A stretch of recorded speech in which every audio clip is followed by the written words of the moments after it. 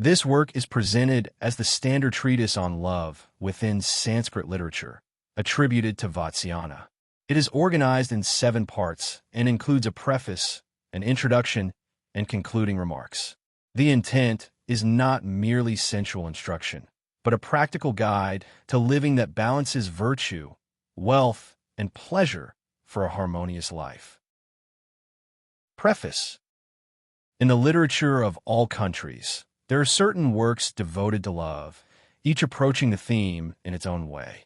This publication offers a complete translation of the work known as the Kama Sutra of Vatsyayana, or Aphorisms on Love, composed by Vatsyayana.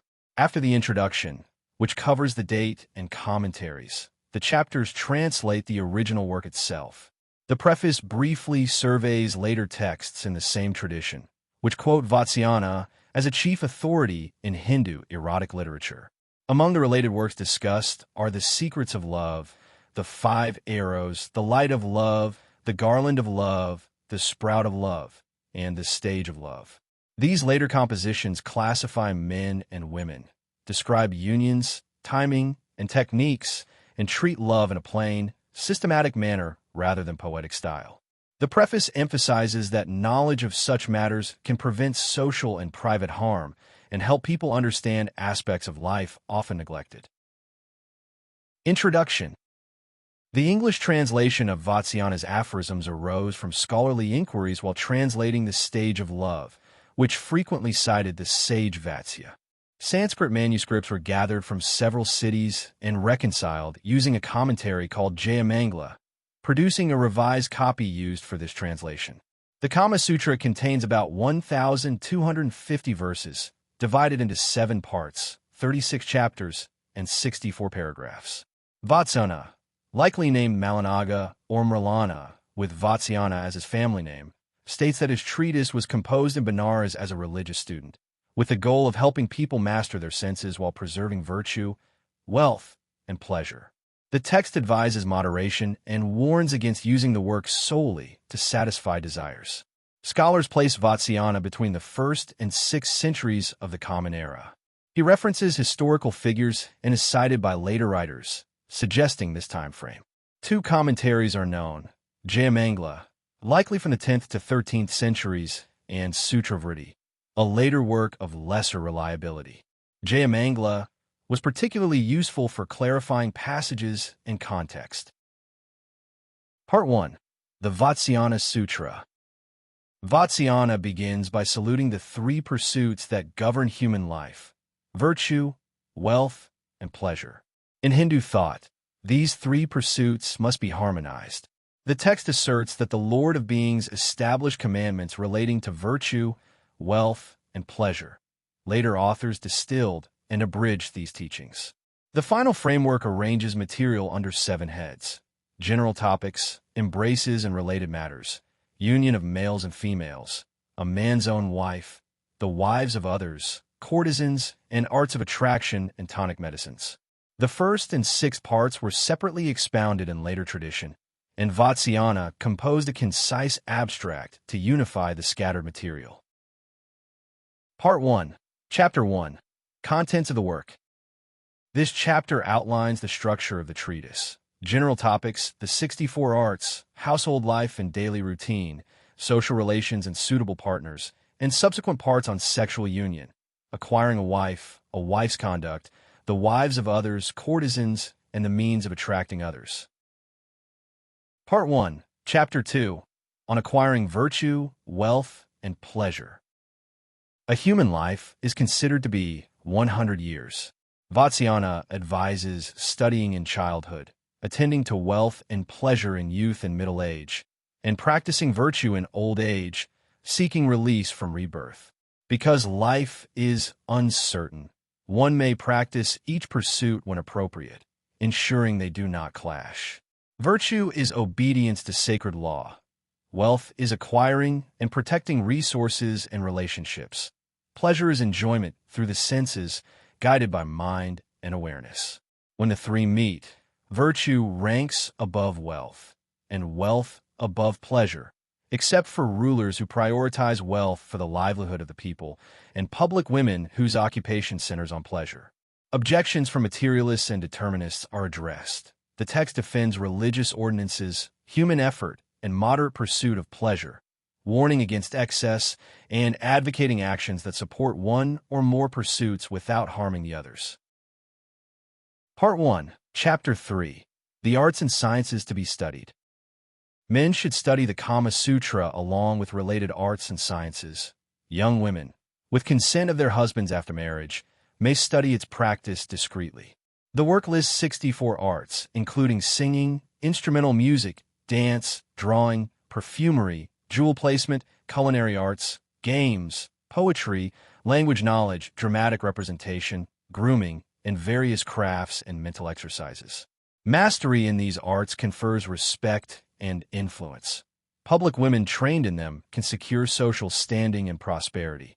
Noble women learned in them can gain their husband's favor, and a person proficient in such arts, eloquent and gallant, can quickly win hearts. Part 1, Chapter 4, The Life of a Citizen. After acquiring learning and means, a person should establish a household in a suitable location, with compartments for different purposes and a perfumed outer room furnished for comfort and companionship. The daily routine includes bathing, grooming, meals, teaching birds to speak, friendly diversions, a brief midday sleep in warm seasons, and evening conversation, singing, and reception of a beloved guest. Occasional amusements include temple festivals, social gatherings, drinking parties, picnics, nighttime games, and seasonal celebrations. The text describes archetypal companions: the artful instructor, the worldly companion, and the jester, who mediate quarrels and reconcile parties, illustrating how cultivated leisure and community life balance pleasure and decorum.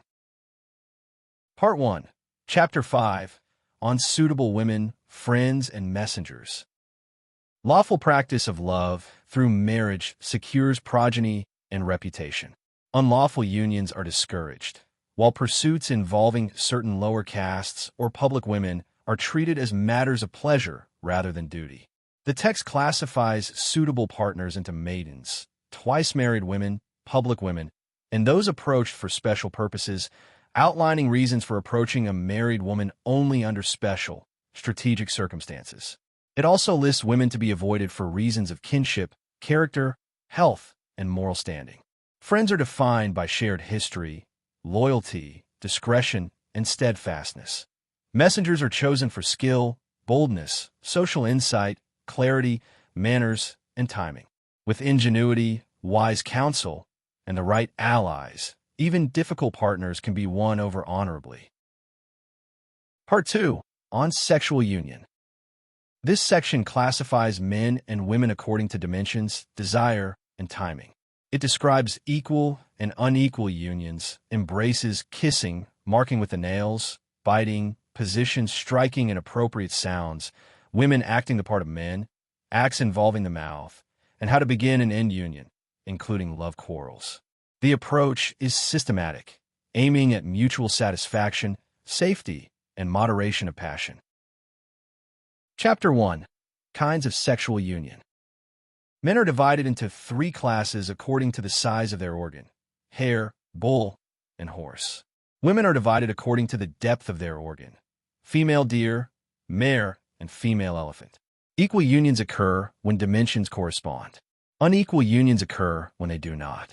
When the male exceeds the female in size, his union with a woman immediately next in size is called high union. His union with the most remote in size is called the highest union. When the female exceeds the male, similar distinctions apply. Desire is also classified as small, middling, or intense. Timing is considered, with unions occurring in youth, middle age, or later life, and with attention to seasons and circumstances. Chapter 2, of the Embrace. Embraces are of 4 kinds: touching, piercing, rubbing, and pressing. They may be practiced in various ways, such as standing, sitting, lying down, or during play. Embraces express affection, arouse passion, and prepare for further union. They may be simple, moderate, or intense, depending on the stage of love. Some embraces are playful, others are earnest, and some are used to reconcile after quarrels. Chapter 3. On Kissing. Kisses are of four kinds: nominal, throbbing, touching, and pressing. They may be given on the lips, eyes, forehead, or other parts of the body. Kisses may be exchanged playfully, passionately, or as signs of reconciliation. They vary according to the intensity of desire and the relationship between partners. Kisses may be accompanied by words, laughter, or silence, and may occur at the beginning, middle, or end of union. Chapter 4. On Pressing or Marking with the Nails. Pressing with the nails is practiced to leave marks of affection. The nails may be applied lightly, moderately, or strongly on the breasts, neck, arms, or other parts. The marks may be straight, curved, circular, or in patterns. They serve as tokens of passion and remembrance. Care should be taken not to cause pain or injury. The practice varies according to the country and the customs of the people. Chapter 5. On Biting. Biting is another form of expressing passion. It may be light, moderate, or strong, and applied to the lips, cheeks, breasts, or shoulders. The marks may be small or large, and may be named according to their shape, such as the hidden bite, the swollen bite, or the coral bite. Biting should be practiced with care, avoiding harm. Different regions have different customs regarding biting, and it is considered an art of love. Chapter 6. On the various ways of lying down. Partners may lie down in different positions during union. These include lying side by side, one upon the other, or in varied postures to enhance pleasure. The positions may be simple or complex, depending on the strength and desire of the partners. They are chosen to suit the dimensions and passions of those involved. The text describes positions that balance comfort, intimacy, and satisfaction. Chapter 7. On the various ways of striking. Striking is practiced by slapping or patting different parts of the body, such as the cheeks, breasts, or back. It may be done with the hand, fingers, or palm. The sounds produced accompany the act and may be pleasing to the partners. Striking may be playful, passionate, or reconciliatory. Care should be taken to avoid harm. The practice varies according to custom and personal preference. Chapter 8. About females acting the part of males. In some unions, women may take the active role, imitating the actions of men. This may occur in play, passion, or special circumstances. It is considered a variation of union and may enhance pleasure. The practice requires mutual consent and understanding. It illustrates the diversity of human relationships and the adaptability of love. Chapter 9. On Holding the Organ in the Mouth. This chapter describes acts involving the mouth. They may be practiced in certain regions and among certain people. They are considered variations of union and require care, consent, and moderation. The text acknowledges their existence without prescribing them universally. They are part of the broader study of human passion. Chapter 10. How to Begin and How to End the Congress. Union should begin with embraces, kisses, and playful acts, gradually increasing passion. It should end with satisfaction, affection, and reconciliation. Different kinds of congress are described, including simple, moderate, and intense unions. Love quarrels may occur, but they should be resolved with kindness and understanding. The goal is mutual pleasure, harmony, and the strengthening of bonds between partners. Part 3. About the acquisition of a wife. This section describes how a man may seek, court, and marry a wife. It outlines the qualities of a suitable maiden, the customs of betrothal, the methods of gaining her confidence, and the ceremonies of marriage. It emphasizes lawful unions, family consent, and the importance of character and compatibility. Chapter 1. On Marriage. Marriage is the lawful union of a man and a woman for the purpose of progeny, companionship, and social duty. A maiden should be sought from a respectable family, with good character, health, and agreeable qualities. The choice of a wife depends on her age, beauty, disposition, and the consent of her guardians. The text advises against marrying women with undesirable traits, such as ill health, bad temper, or a lack of virtue. Marriage ceremonies vary according to custom, but they generally involve betrothal, gifts, and sacred rites. Chapter 2. On Courtship. Courtship involves gaining the confidence of the maiden and her family. A man may employ friends or messengers to speak on his behalf, praising his qualities and intentions. He should show respect, modesty, and patience. The maiden may be won by gifts, attentions, and demonstrations of affection.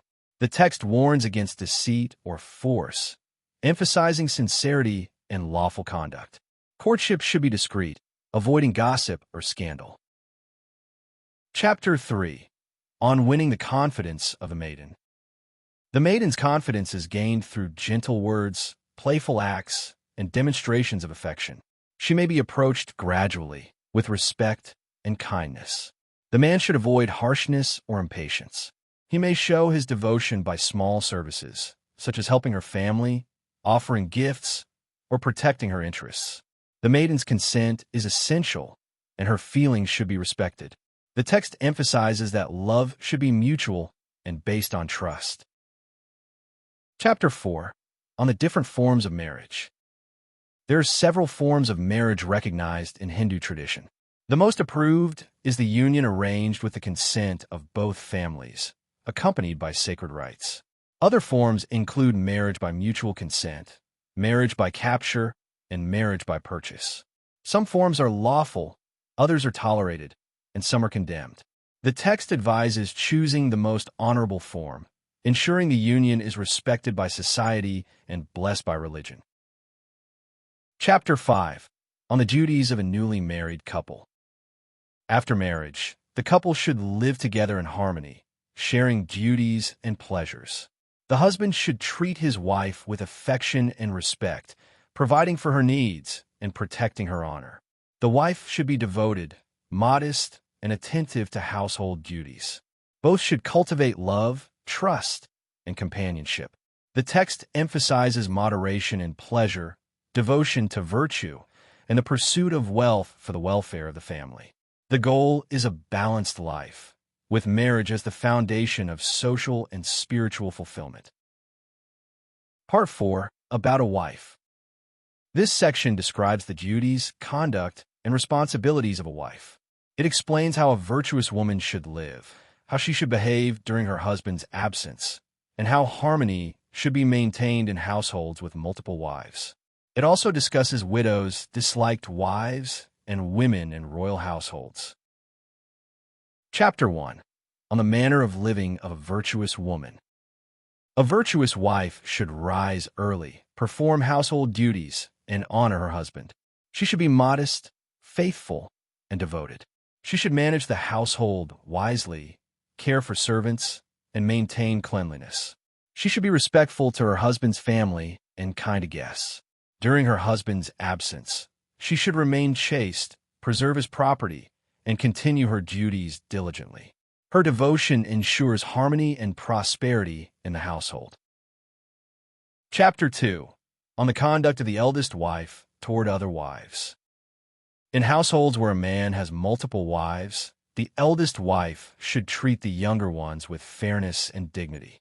She should avoid jealousy and quarrels, maintaining peace in the household. The younger wives should respect the eldest, showing humility and obedience. Harmony among wives preserves the honor of the family and prevents discord. The text emphasizes patience, kindness, and mutual respect. Chapter 3. On the conduct of a virgin widow who remarries. A widow who remarries should be modest and devoted to her new husband. She should not dwell on her past, but focus on her present duties. She should honor her new family and maintain virtue. The text acknowledges that widows may remarry under certain circumstances and advises them to live with dignity and faithfulness. Chapter 4. On the conduct of a wife disliked by her husband. If a wife is disliked by her husband, she should strive to regain his affection through kindness, patience, and devotion. She should avoid anger, jealousy, or neglect. If reconciliation is not possible, she should continue her duties faithfully, preserving her dignity. The text advises against deceit or manipulation, emphasizing sincerity and virtue even in difficult circumstances. Chapter 5. On the conduct of women in the king's harem. Women in the king's harem should be modest, obedient, and respectful. They should avoid intrigue, jealousy, or rivalry. They should devote themselves to service, maintaining harmony and discipline. The text warns against plots or misconduct, which can bring ruin. Women in the royal household should preserve dignity and loyalty, ensuring the stability of the court. Chapter 6. On the conduct of a husband who has more than one wife. A husband with multiple wives should treat them all with fairness and affection. He should avoid favoritism, ensuring each wife feels respected and valued. He should provide equally for their needs and maintain harmony in a household.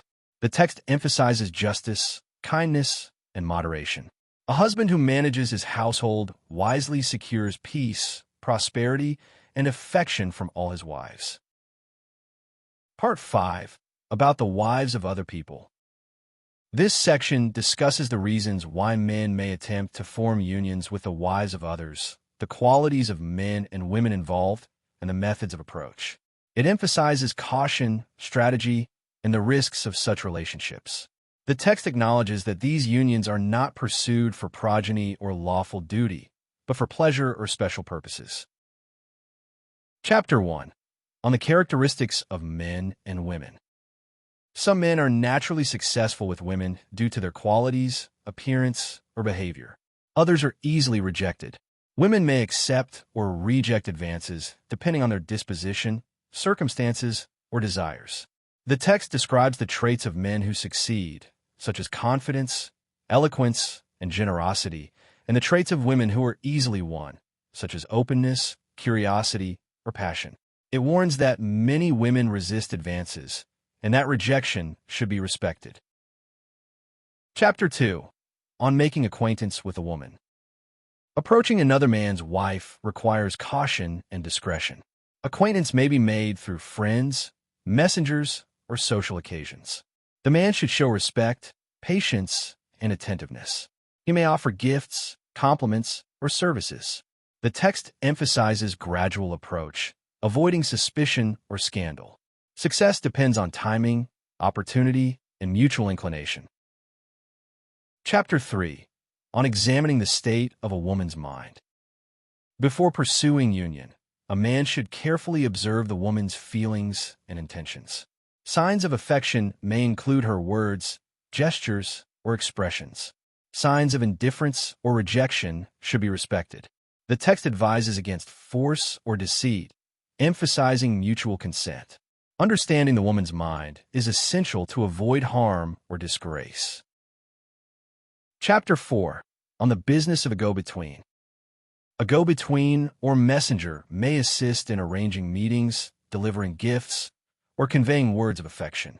The messenger should be discreet, trustworthy, and skillful. He or she should avoid revealing secrets or causing scandal. The text describes the qualities of a good go-between and the methods of communication. The role is important in maintaining secrecy and success. Chapter 5. On the love of persons in authority. Women may sometimes be attracted to men in positions of authority, such as rulers, officials, or wealthy patrons. These men may use their influence to gain favor, but they must act with caution. The text warns against abuse of power, advising moderation and respect. Such unions may bring wealth or advantage, but they also carry risks of exposure and disgrace. Chapter 6. On the women of the royal harem. The wives and concubines of kings are considered especially dangerous to approach. They are guarded, and intrigue may bring severe punishment. The text advises avoiding such unions unless there is a compelling reason. If pursued, extreme caution and secrecy are required. The risks are great, and the consequences may be fatal. The text concludes that while unions with the wives of others may sometimes occur, they should be approached with wisdom, restraint, and respect for social order. Part 6. About courtesans. This section describes the life, conduct, and strategies of courtesans. It explains why they resort to men, how they attach themselves to lovers, how they live with men as wives, how they gain wealth, and how they manage relationships. It also discusses reunion with former lovers, different kinds of gains and losses, and a classification of courtesans. Chapter 1. On the causes of a courtesan resorting to men. Courtesans resort to men for wealth, pleasure, protection, and social standing. They seek men who are generous, affectionate, and capable of supporting them. A courtesan may attach herself to a man desired for his qualities or resources. She chooses carefully, avoiding men who are poor, deceitful, or untrustworthy. The text emphasizes that courtesans act with calculation, balancing affection with advantage. Chapter 2. On a courtesan living with a man as his wife.